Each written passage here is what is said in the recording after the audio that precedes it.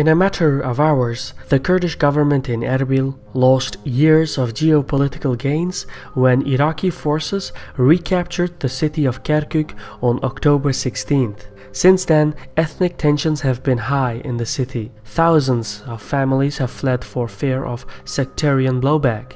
Meanwhile, Kurdish politicians accuse one another of treason. However, what is less visible is the political intrigue between the Iraqi Kurdish political factions, which attests to the formation of the next round of geopolitical hostilities. My name is Shirvan and welcome to Caspian Report. Kirkuk, located in North Iraq, is a multi-ethnic city that is home to large communities of Kurds, Arabs, Turkmen, Assyrians, and other minorities. The city also sits at the crossroads of important trading routes and serves as a major source of hydrocarbon energy.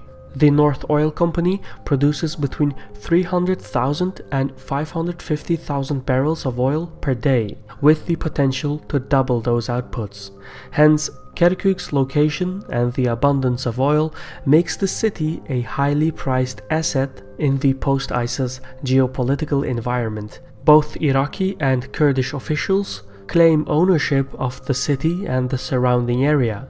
That said, Kirkuk lies outside the recognized borders of the Kurdistan regional government and technically falls under the jurisdiction of the central government in Baghdad. It was only in 2014 when Kurdish forces took control of Kirkuk from ISIS after the Iraqi army had retreated. For the next 3 years, the central government in Baghdad and the autonomous government in Erbil set aside their differences due to the hostilities with ISIS. In the meantime, the Kurdish government took exclusive control over the oil industry in Kirkuk. Yet Iraqi Kurdistan, being landlocked, required a regional ally to gain access to international markets. Turkey, which was eager to counter Iranian influence in Iraq, stepped up and forged a mutual beneficial partnership with Iraqi Kurdistan. What's more is that Iraqi Kurdistan expanded its autonomy and seized additional territories that were populated by their ethnic kin but remained outside of Erbil's jurisdiction. Evidently, Kurdish ambitions upset the officials in Baghdad, and as the threat of ISIS dissipated, old wounds resurfaced. Baghdad wanted to recover the Kurdish-controlled territories that were not part of the Kurdistan regional government. Iraqi and Kurdish policymakers tried, but failed to reach a diplomatic settlement, and the dispute set the two sides on a collision course. The stalemate between Baghdad and Erbil intensified at the backdrop of the Kurdish referendum on independence, which was held in late September 2017. Most of the Kurdish population in Kirkuk voted in favor of independence, but the city's non-Kurdish residents rejected the vote.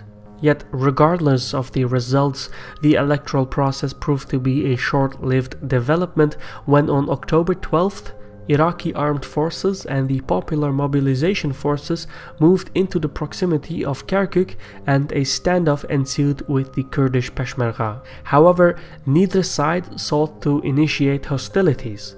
Iraqi Prime Minister al-Abadi didn't want to ignite a new sectarian conflict, and Kurdish President Barzani feared that fighting with Baghdad would discourage Western support for the Kurds. In the following days, both sides engaged in negotiations. Among the discussed issues was the freezing of the referendum results, the joint use of the Kirkuk military base, and the replacement of the city governor. No agreement was reached, and after 4 days of talks, the Popular Mobilization Forces, which is an autonomous conglomerate of Shia Muslim militias, forced the hand of al-Abadi. As such, the Prime Minister ordered the Iraqi forces to move into Kirkuk and secure federal installations in the region.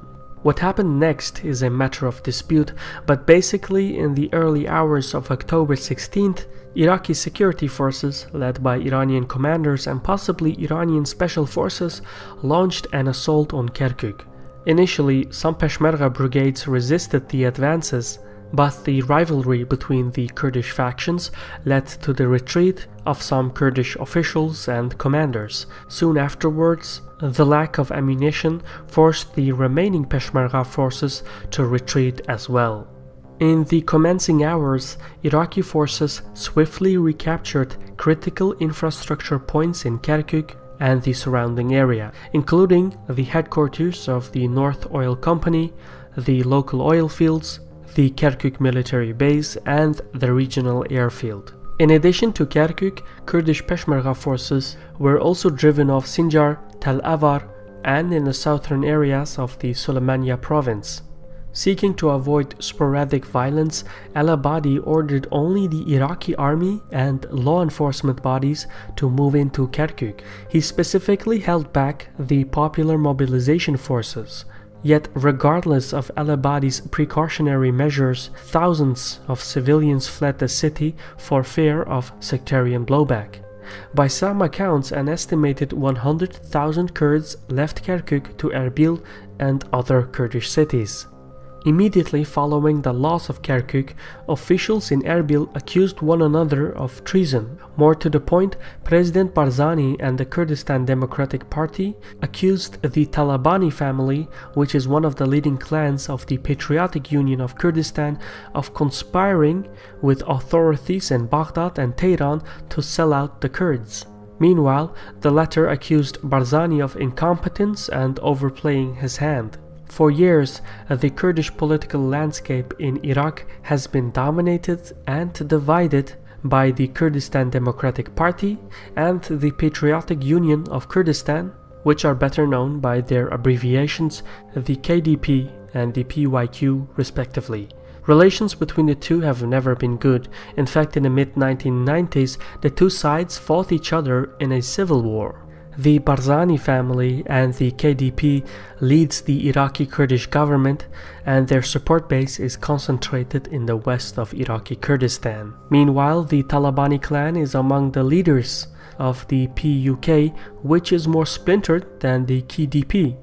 Their influence is concentrated in the east, with Kirkuk sitting south of their proximity. The rivalry between the two factions runs deep and affects most of the institutions in Iraqi Kurdistan, including the distribution of energy revenues and the fealty of Kurdish Peshmerga forces. In technical terms, Peshmerga brigades answer to the government in Erbil.